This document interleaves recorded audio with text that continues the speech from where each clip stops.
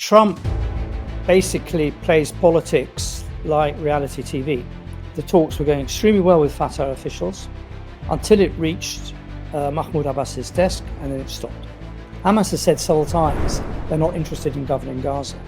However, they are now the main resistance movement throughout Palestine, fighting the occupation. Look, we're into a very different phase of this conflict. It's not about opinion polls, it's not about elections. We're into a phase where Palestinians en masse are being expelled from their homes. It's now reached a point at which it is unsafe to talk Arabic anywhere in 48 Israel. It's no longer about Hamas, it's no longer about Gaza. This is an attempt to fundamentally alter the demographics of the population from the river to the sea.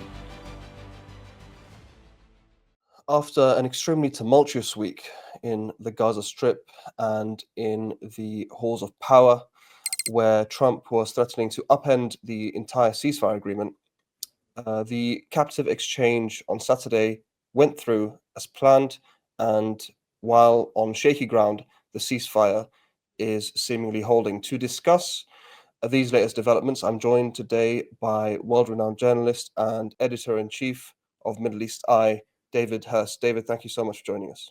Thank you for having me. So to start with the Trump comments last week on the ceasefire agreement, he issued an ultimatum to Hamas to release all captives by Saturday. Otherwise, quote, all hell will break out.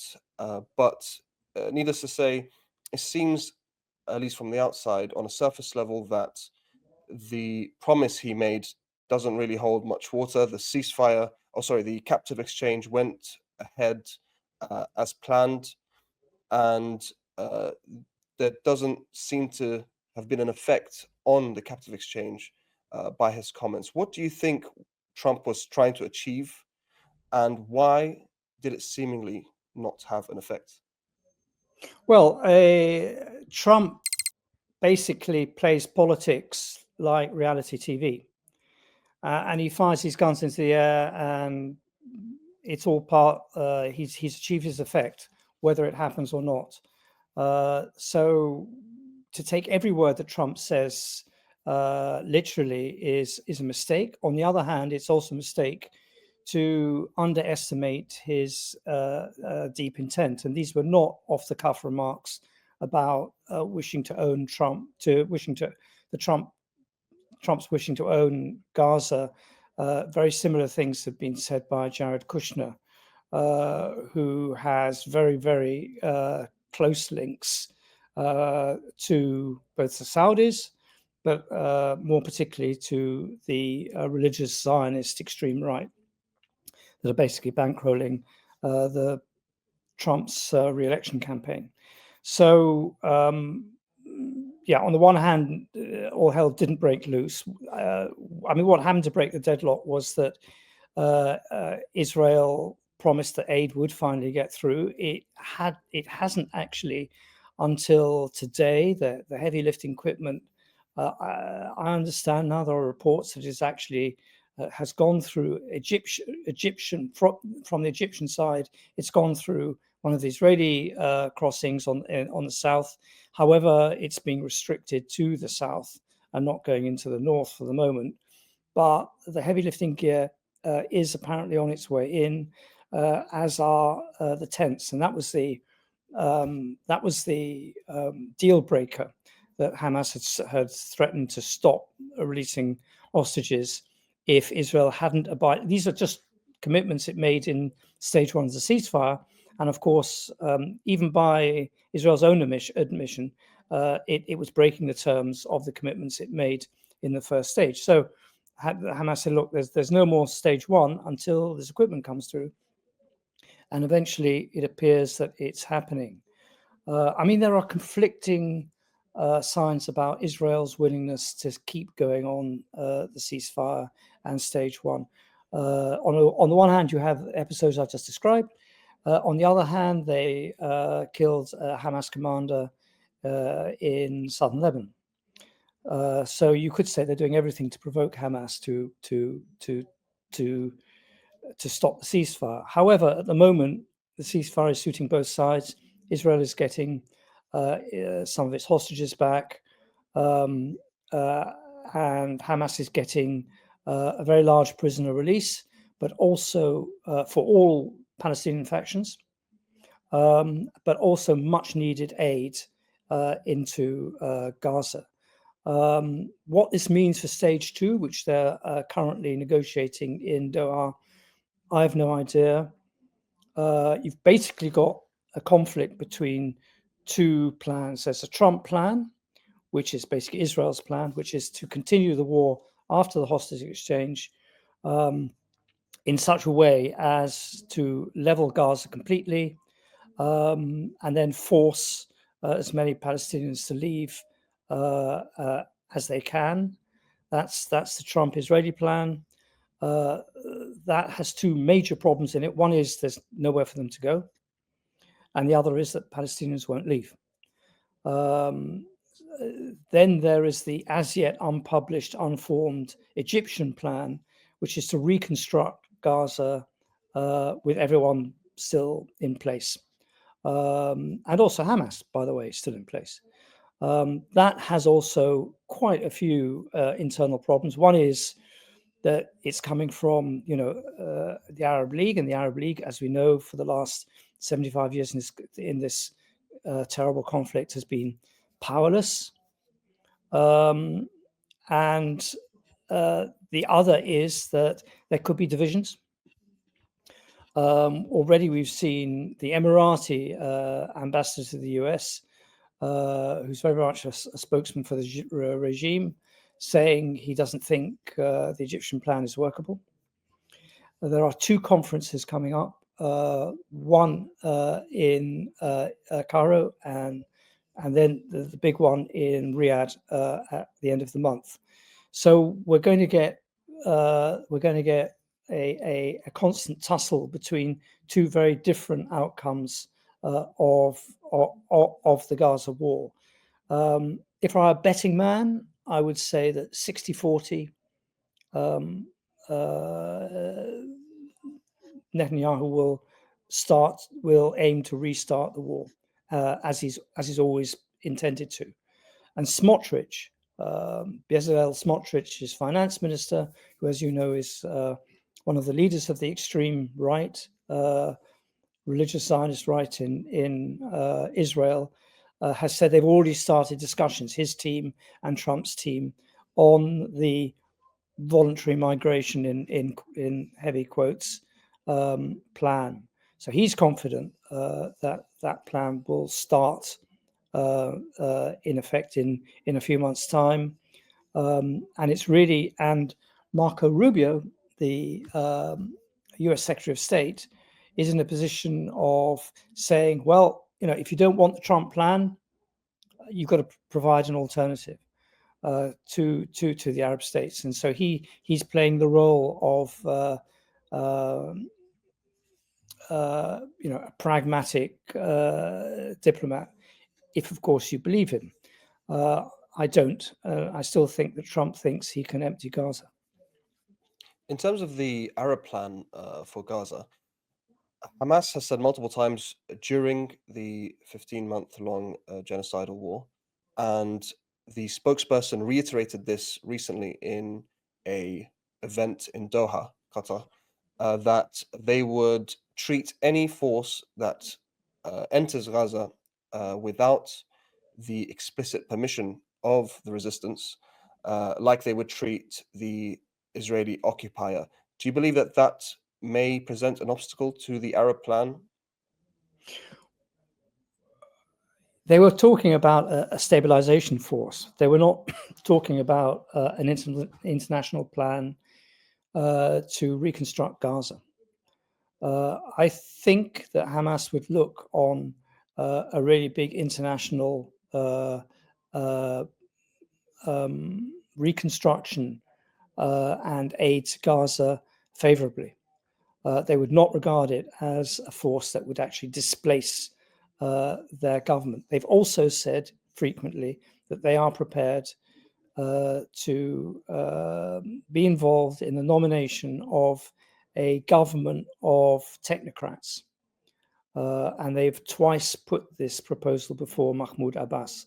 Once about the whole of Palestine, i.e. West Bank and Gaza, which he rejected, and once about the second time about Gaza. And at each stage, the talks were going extremely well with Fatah officials until it reached Mahmoud Abbas's desk, and then it stopped.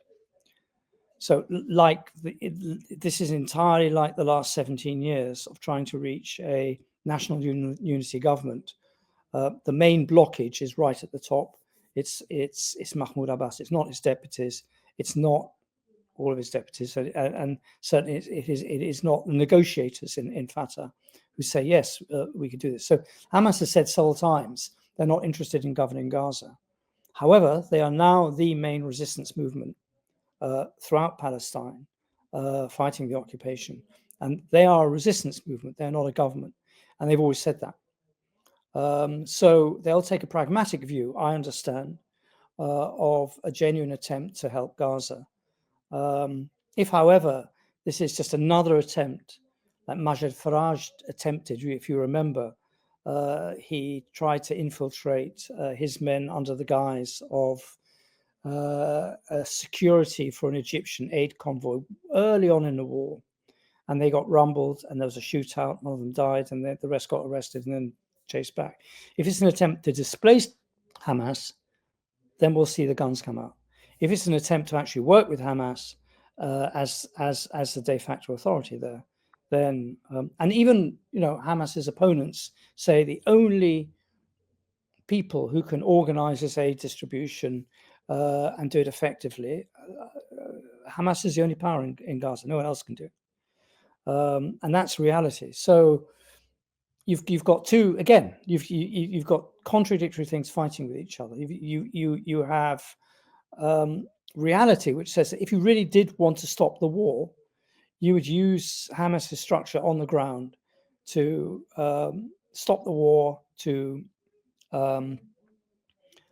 get the aid distribution program going, and to rebuild. And you wouldn't need, there wouldn't be a question of who's in power, who's in control. It would work as a massive emergency aid relief after an earthquake, right? It would be like Gaza could be like southern Turkey after the massive earthquake in Gaziantep. It could be, but of course, what stops it is Israel's absolute determination that Hamas cannot say it survived this war. Hamas has to be finished in Netanyahu's eyes. So you've got reality fighting against an extremely ideological and ultimately doomed military posture, which is to wipe Hamas off the face of the earth. Currently, the PA is the least popular it's ever been, with Mahmoud Abbas being the least popular he's ever been. Surely, creating some sort of technocratic government with Hamas in Gaza, even if they don't do the same in the West Bank, surely if he helped create some sort of technocratic government in Gaza, he could reclaim some popularity. What exactly is behind Mahmoud Abbas's refusal to work with the other main faction within the Palestinian political scene? I mean, you basically have to ask him, because it's a real. It's even worse when it comes to the West Bank, where his forces started firing on for a time resistance forces in Jenin.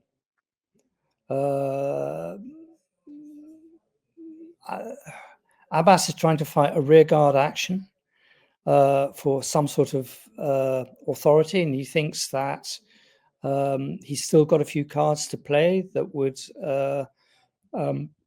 attract Trump. So he's abandoning his own people to play those cards with Trump. I don't know what they are, but that's the calculation. Look, we're into a very different phase of this conflict. It's not about opinion polls. It's not about elections. we're into a phase where Palestinians en masse are being expelled from their homes. And in the West Bank, as a result, Israel claims it's just an operation against resistance forces in 3 areas, in Jenin, Tulkarm, Kobas, but it's much more than that. 45,000 people have been expelled from their homes. 3,000 are returning, but the majority have been expelled. It's about population displacement. It's about moving Palestinians from areas B and C under the Oslo Accords into Area A. It's about shrinking the Palestinian governance on the West Bank, and if necessary, destroying it. I'm not even certain now that they're committed to keeping the PA going. And under the Trump administration, there's that we've still got to hear about. They've laid plans before Trump. Trump said that in a month's time he would reply to that, but that was basically the West Bank annexation plan. And Trump still hasn't replied to that. But we're not into elections or legitimacy or popularity. We're in a fight for life, for Palestinian life with Israel. And the one thing, even if there's a point to be made here, even if Trump's plan falls and the Egyptian plan prevails, and Egypt cannot be arm twisted into accepting 1 million Palestinians. Even if that is the case, and this attempt at a Nakba, which will dwarf the 1948 Nakba, fails, what's happened is that this concept of voluntary migration has now become a mainstream policy of Israel, and you've got Benny Gantz, the opposition leader, saying, "I don't think it's a bad idea. If it can be done, that's fine, and Israel's got nothing to lose." So, and the Trump plan is supported in Israeli public opinion by 80% of the Jewish Israeli population. So a plan that was once considered so extreme as ethnic cleansing that it couldn't even be mentioned and belonged to a terrorist group supporting Mir Kahan has now become absolutely center stage of the Israeli debate and dialogue as a good plan. So he's already shifted the goalposts, even if nothing actually happens. Do the Israelis honestly believe they can indefinitely continue to kill, expel, cage Palestinians without any repercussions? Like, have they not learned the lessons from 2023? And also, in terms of the Israeli view of voluntary displacement becoming normalized, are they not afraid that that may open up Pandora's box as to their destiny within that region? Absolutely. Those are two extremely valid points. And the answer is no, I don't think. I think Israel thinks it can win by brute force. And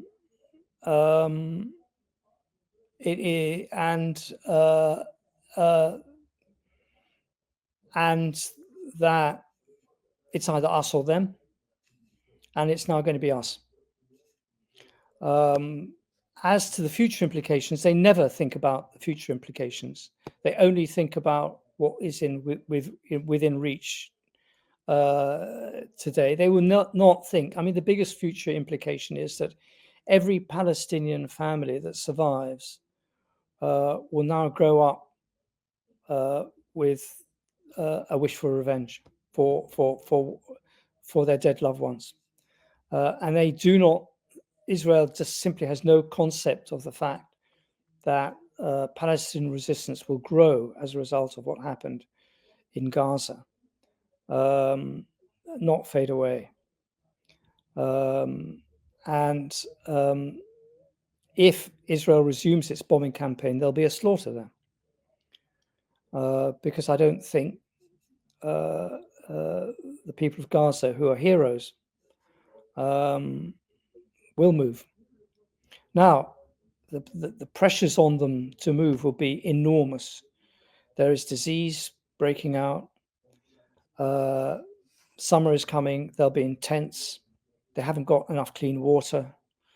There are no jobs. There's no future. There's rubble. And Israel will think that, all right, we'll just sit it out and gradually create a Nakba. It doesn't have to come. It doesn't have to be all at one time. But I think before that we'll see an almighty slaughter if war resumes.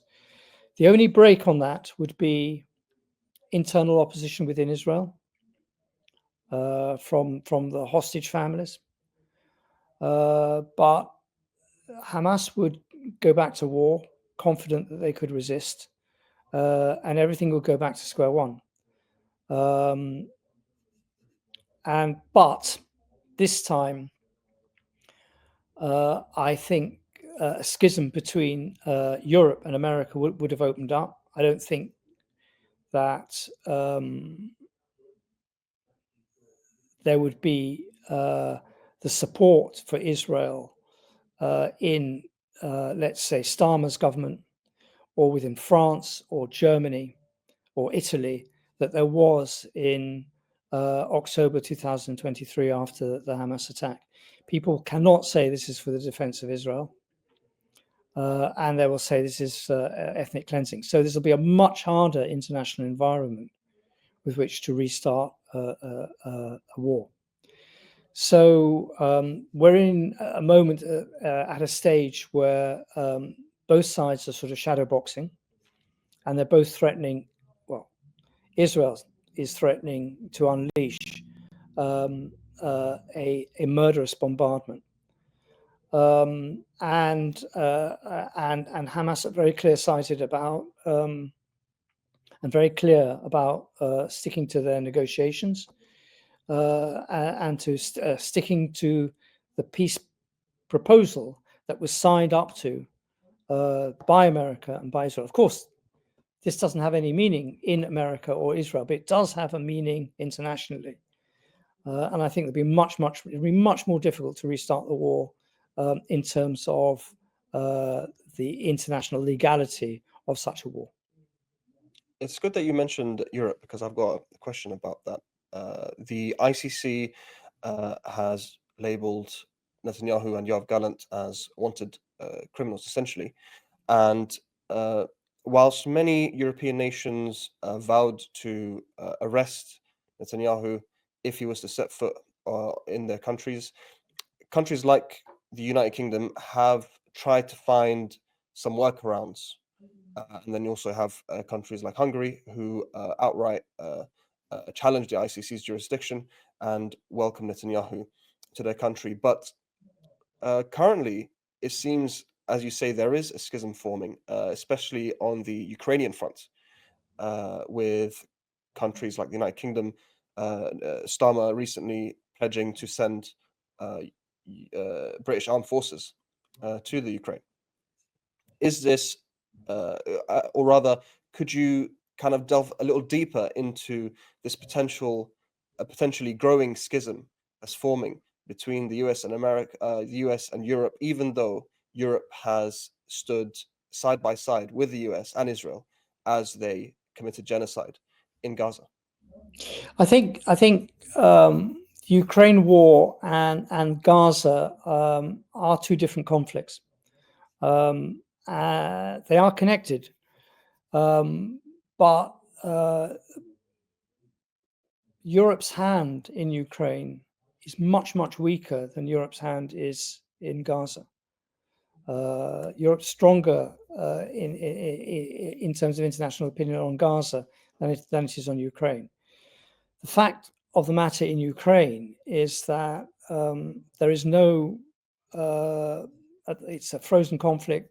The Russian forces are creeping along. It can sustain its losses, even though those losses are very high. Ukraine can't sustain its losses and can't sustain a war without very big Western help. That has been American. You could shift that the support that Ukraine is getting from America to Germany and to France and to Britain, but even then, the conflict wouldn't change. So even without Trump, we were getting to the stage where peace talks, or at least ceasefire talks, were becoming inevitable. Europe's hand on Ukraine is much, much weaker because it needed American input, and America is saying, look, this war is unwinnable, you've got to start talking. So, but on Gaza, Europe's hand is much, much stronger. Firstly, it's funding Sisi, and it has an active interest in stopping waves of refugees taking to the boats. Secondly, it's got an active interest, and I'm not saying this is a moral interest, but an active interest in, if you remember what happened to German politics after Angela Merkel accepted 1 million Syrians, what do you think? How would politics change in fortress right-wing Europe, Islamophobic Europe, if 2 million Palestinians were knocking at their doors, or even 100,000 of them? It would make a huge story and a huge difference. And inevitably, I think that is the motivation behind Saudi and Egypt's refusal. It's not principled refusal. You've got in Saudi Arabia a crown prince who said many, many times, I personally do not care for the Palestinian issue. It's not my problem, not my generation. But he's been forced to issue two very strong statements. One of them in his name, within 45 minutes of Trump saying, no, don't worry, Saudi will come crawling. And Netanyahu said the same thing as well. It is the reason they're doing this is because this is a real threat to their legitimacy and a real threat to their regimes. They're doing this out of personal self-preservation. They're not doing this. They're not taking the stand, principle stand, because it is morally wrong, which obviously it is. And that gives me some sort of optimism, limited optimism, as I say, that a plan will be hatched. Whether it will actually go into effect, I have no idea. But a plan will be hatched to reconstruct Gaza with Palestinians in Gaza without another Nakba, because there is as yet an absolute refusal to accept 1 million, 2 million Palestinians resettling in the Sinai or in Jordan or indeed in Saudi Arabia. I'd like to quickly return to the shaky ceasefire. The Israelis have violated the terms of the ceasefire, according to Palestinian security services in Gaza, a total of 266 times, killing 132 Palestinians, one of which actually was killed this morning, 3 others wounded. My question is, what is behind these violations of the ceasefire agreement? Is it that simply the Israelis want to go back to war, Netanyahu wants to go back to war, or is there something deeper within the Israeli psyche which views Palestinians as, as playthings that can be pushed around? Both. Netanyahu is doing everything he can to provoke Hamas, and Hamas are not taking the bait up. But Netanyahu is also calculating that the violations of the ceasefire will not be enough to provoke a Hamas response. Therefore, the ceasefire is continuing. What's happening on stage 2, I've got no idea. I'm very gloomy about stage 2 because stage 3 has already been ruled out by the Trump plan. And the whole idea of a hostage exchange and then an end to war, which was what Hamas's position was all the time, is being constantly undermined by Israel. Israel's got too many levers in its power to use to be forced to ceasefire. The only authority that could do that would be Trump himself. And Trump, I don't think, will do that. Trump will just get as many hostages out as he can and then say, job done. as far as the psychological aspect is concerned, the sort of levels of racism and Islamophobia and hatred towards the Palestinians has now reached a point at which it is unsafe to talk Arabic anywhere in 48 Israel publicly. You've got people going around with guns. You saw what happened in Miami when 2 Israelis were mistaken for Palestinians and shot dead by and that is the atmosphere also in Israel. So in terms of looking around to your fellow brothers and saying we've got to share this land together, we have never been further apart in terms of mass psychology. It is us or them. We've got this land, they've got to go. And the mistake in the past was not to finish a job that Ben Gurion started. And that is what the vast majority of people are saying. No one is saying you are sowing the seeds for another 75 years of conflict. And so the conflict is getting to its lowest and worst point. And I don't think we've seen the worst point yet. I think it will continue and continue until Israel realizes collectively it can't go on.